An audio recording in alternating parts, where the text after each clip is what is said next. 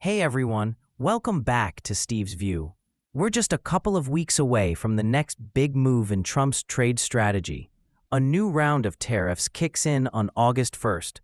He's made it clear, if your country hasn't signed a trade deal with the US by then, you're getting hit with new tariffs. And he's not bluffing. The rates are already set.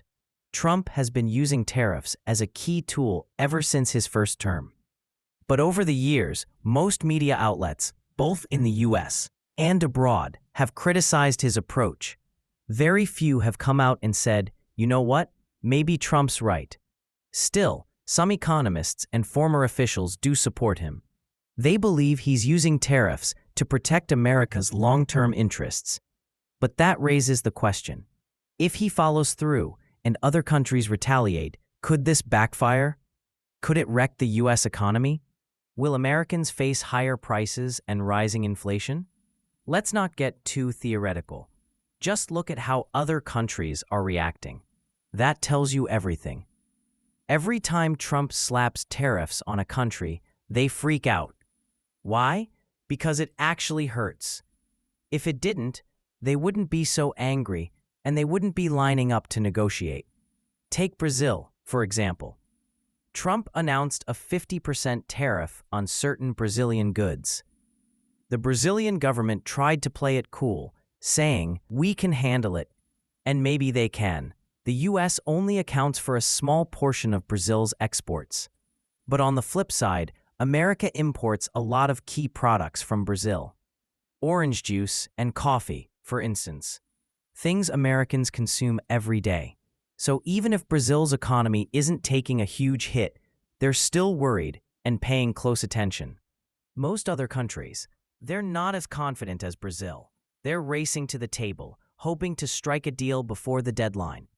Even Myanmar's military government, which the US doesn't officially recognize, is thrilled. After the US hit them with a 40% tariff, they actually took it as a good sign, thinking it means the US might finally acknowledge them diplomatically. Spoiler, that's probably not the case. Now, let's talk about the big names: the EU, Canada, and Mexico. Canada, interestingly, is staying pretty quiet. In the past, they would have pushed back hard, but now, not so much. That's likely because 70% of Canada's exports go to the US. They really don't have much leverage. Negotiating is their only real option. Mexico is in an even tighter spot. Over 80% of their exports go to the US. As for the EU, Trump recently sent a letter to European Commission President Ursula von der Leyen, demanding more open market access and a reduction in the US-EU trade imbalance. His message: either you cut a deal or I'm adding 30% tariffs.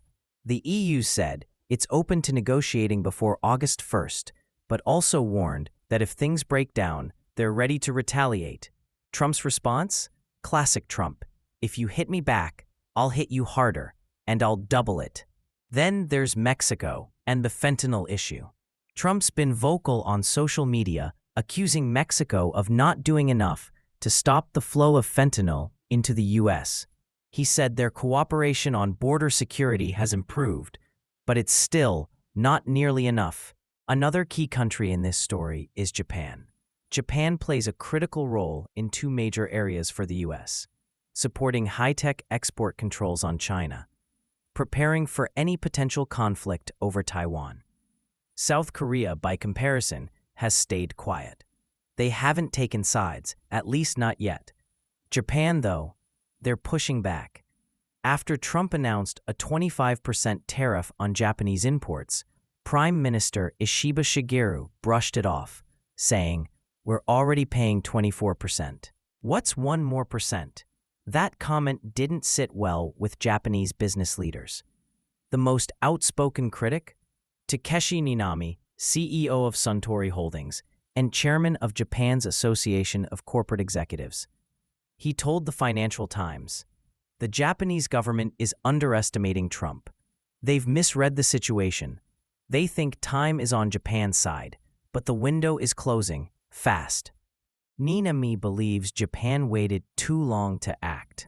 And now, trying to use anti-American rhetoric to score political points before the upcoming parliamentary election.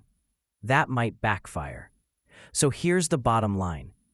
Trump's new wave of tariffs isn't just about economics. It's part of a broader foreign policy strategy.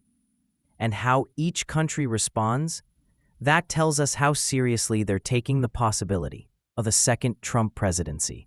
This trade war isn't just a financial battle. It's a preview of a global power struggle. So yeah, this trade war isn't just about economics anymore. It's a power move, a pressure campaign, and a warning shot all rolled into one. And with the August 1st deadline coming up fast, a lot of countries are about to find out just how serious Trump really is. We'll be keeping a close eye on it, and of course we'll break it all down for you right here. If you found this video helpful, don't forget to like, subscribe, and hit that notification bell so you never miss an update. This is Steve's View. Thanks for watching, and I'll see you in the next one.